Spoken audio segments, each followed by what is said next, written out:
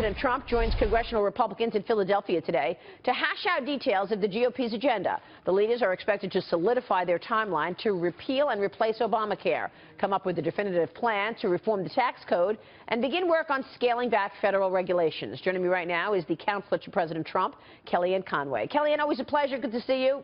Good morning, Maria. Let's start with this upcoming meeting, the Republican agenda. Republican lawmakers do not exactly see eye to eye with the president on some issues, but it looks like from afar they're working together. How is the president planning toward a unified front at this retreat? What should we expect at the GOP retreat?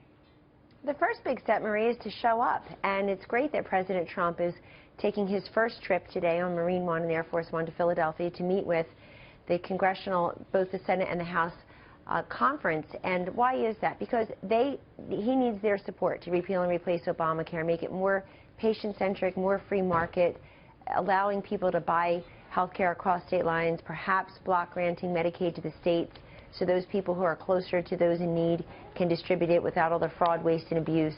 And of course, to talk about infrastructure, to talk about funding other projects. He just yesterday signed 2 major executive orders defunding sanctuary cities because Kate Steinle, frankly, should be a household name across this country, someone who was murdered right in front of her father in San Francisco by an illegal immigrant who had been deported 5 times, but somehow just came back and eventually took her life.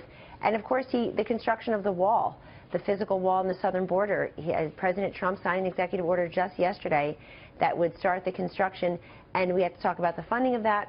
He wants Mexico to pay for it, and also implicit in that executive order is really giving additional tools and resources to our brave men and women in law enforcement and those who are trying to secure our border, often in difficult, if not dangerous circumstances, Maria. Allow them more latitude, more tools and resources, and in the case of detention areas, give them literally a wider physical space so that this catch and release program stops. We catch illegal immigrants trying to break the law here. We don't know why they're coming. Right. And then we release them. That stops under President Trump. It's pretty incredible, actually, that these laws have been broken for so long, and these mayors are still pushing back. I want to get back to that in a second, Kellyanne. But look, I'm watching you in all of this video and these pictures as the president signs all of these executive orders. It's a new day for you, too. You've been in the White House now, what, 3 days, 3 full days. How's it going? What have you learned?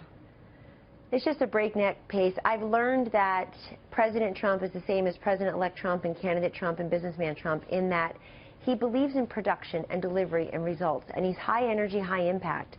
And I believe America needs that. We don't just need a fresh coat of paint in the White House through the president. We need a gut renovation as a nation. And he's already making good on so many centerpieces of his campaign. Look, he's not a typical politician. Politicians make promises, and then they have the excuse of divided government, or they're going to have a commission, they're going to study it, they're going to think about it, they'll do it sometime to be announced.